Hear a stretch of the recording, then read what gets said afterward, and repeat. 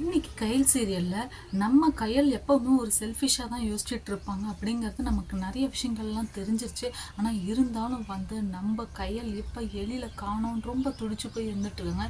இந்த அறிவுலாம் எப்போ வந்திருக்கணும்? நம்ம எழில் காணாமல் போனார் பார்த்தீங்களா, அப்பயே வந்திருக்கணும்.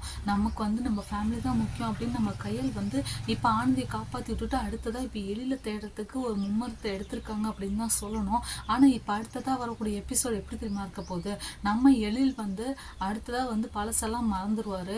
பழசெல்லாம் மறந்து இப்போ கையிலேயே மறந்துட்டு இப்போ அந்த கதையை ஒரு 3 மாதம் இழுக்க போகிறாங்க.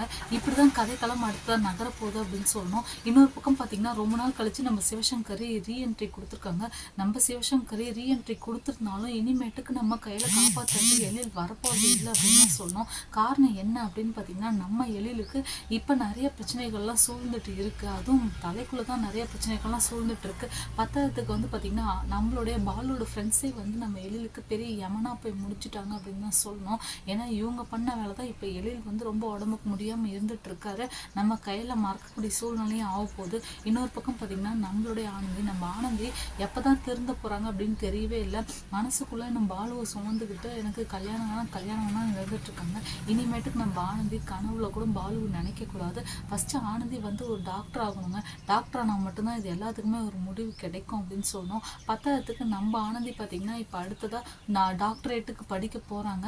அது மட்டும் இல்லாமல் இப்போ நம்ம கையில் அடுத்ததாக செய்ய போகிற செய்கை என்ன அப்படின்னு பார்த்திங்கன்னா, எப்படியாவது நல்லபடியாக நம்ம எழில் நமக்கு கிடச்சிட்டாருன்னா போதும் அப்படிங்கிற மாதிரி நினச்சிட்ருக்காங்க. இந்த இடைப்பட்ட கேப்பில் தான் நம்ம சிவசங்கரையும் தீபிகாவும் வந்துட்டாங்க. சிவசங்கரையும் தீபிகாவும் என்னங்க பிரயோஜனம்? ஆனால் இப்போ நம்ம கையிலையும் எழிலும் பிரிச்சே ஆகணுமே அப்படின்ற ஒரு கட்டாயத்தில் இருக்காங்க. நம்ம எழிலுக்கு பழசெல்லாம் மறக்குதுங்க. பழசெல்லாம் மறந்து இப்போ அடுத்த பிரச்சனையை என்ன பண்ண போகிறாருன்னா, நீங்களே யார் அப்படிங்கிற மாதிரி நம்ம கையில் பார்த்து கேட்க போகிறாங்க. ஏற்கனவே பிரச்சனை இருக்கக்கூடிய கையிலுக்கு இப்போ அடுத்ததாக அவங்களே சுக்குநூறாக உடையிற மாதிரி இப்போ நம்ம எழிலோட கேள்வி இருக்க போகுது.